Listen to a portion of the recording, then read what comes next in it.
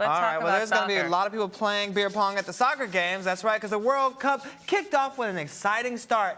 Blowouts, upsets, and eliminations all played out on the pitch. And here with your World Cup weekly update is a journalist for the Daily Beast, Tunku Vardarajan. Welcome to Arise 360. Thank you. All right. So we have to talk about one of the most talked about games this week was the game against Chile. They won the defeating champions, Spain. What happened? We thought Spain was going to go a lot further this year, but they didn't. Well, Spain, as we discovered, turned out to be a little too old for the game. They've been on top of the world for 6 years, and suddenly they were found out to be geriatric. Ooh, and Geriatric. This is their second game that they've lost. Geriatrico. Geriatrico. So what does it mean for them now? Can they go on from here? No, well, they've got one more game to go, but they're basically eliminated from the competition. Oh, Yeah. That's so sad. Everyone's talking about USA versus Ghana. How Yes. unprecedented is it to have someone score 29 seconds into the game? The record is 11 seconds, but for an American player to score, it was actually 34 seconds. Oh. Just 29 is just close enough. Just close But enough. That's what FIFA said. We were looking at it. They were 34 seconds is marvelous. It's unheard of from most players, but from an American player, it was a sight to behold.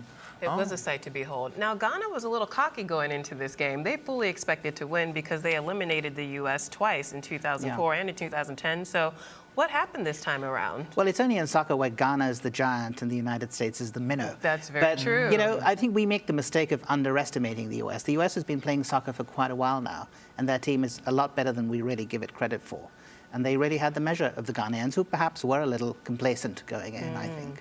But you know what? This year really seems like the tipping point for the U.S. because in previous years they weren't really seen as a serious contender. But this year, after their win, can we hope for more from them? Well, we can hope for perhaps for them to go into the next stage. But as for winning the cup, that would be a pipe dream. Oh, really? But I think fans, we were talking about it earlier, even for the U.S. fans, they've really picked up morale against their U.S. team. No, for the U.S. to go into the next round would be a significant achievement. It's nothing to sneeze at. But not likely to happen. No, I think all it has to do is beat Portugal on Sunday night. All right. Can we talk about the African teams? They're Sure. not faring as well as I would like them to. I'm a proud Nigerian woman, and I'm not understanding what exactly is happening from the teams from the continent. Explain. Well, it's a great shame. They haven't been playing well. African teams have always been known for their flair, their energy, their strength, all the things that you associate with largely West African teams. But not their discipline. But not their discipline and not their technical savvy. And so what's happened is they've been found out by cannier, more tactical teams.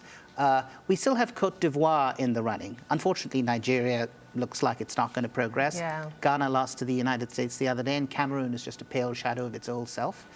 Côte d'Ivoire is still in the running and could make the next stage, and I'm keeping my fingers crossed. But why is it that it seems like when these African players are playing for their clubs, they're great, they're amazing, but once they get to the national level and the national team, they kind of fall short? That's a good question. It's because when they play for their clubs, they're playing with other excellent players from other countries. So they play in a group of excellence. But when they revert back to their national sides, they're surrounded by players who are perhaps not as good as they are. And so it's a mixture of excellence and mediocrity, whereas when they play for Real Madrid or Arsenal, it's excellence all around. So does Brazil have the hometown advantage?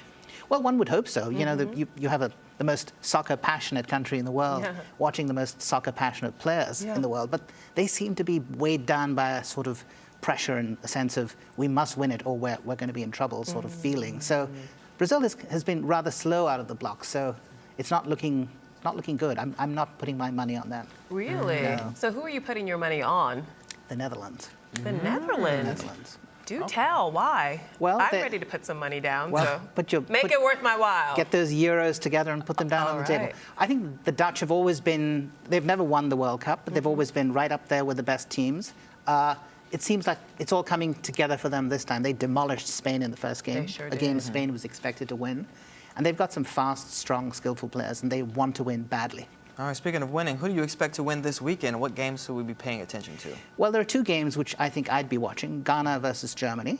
Yes. Ghana is everyone's sentimental favorite, but I Yes. suspect, you know, Germany's Germany. They play for 90 minutes and they win. The United States is playing Portugal, as I said, on Sunday night, and that's the real big game to watch because Portugal is demoralized. It's lost some players through injury, and the US is on a high after beating Ghana. So this is its big chance to progress to the next round. So that's the game. If I had to watch one game, that's the one I'd watch on Sunday night. All right, we'll be right. watching. We'll be watching. Yes, thank you so much. Thank you. That was great. Come again next week. There you go. Okay. Go! Just as you don't make me say that. Sorry. Actually, can you say it with that accent? Please. Go. Go. I love that. All right, well, who do you think is going to win this weekend? Tweet us about it at Arise TV 360. Go. Go. I love that. Wide shot.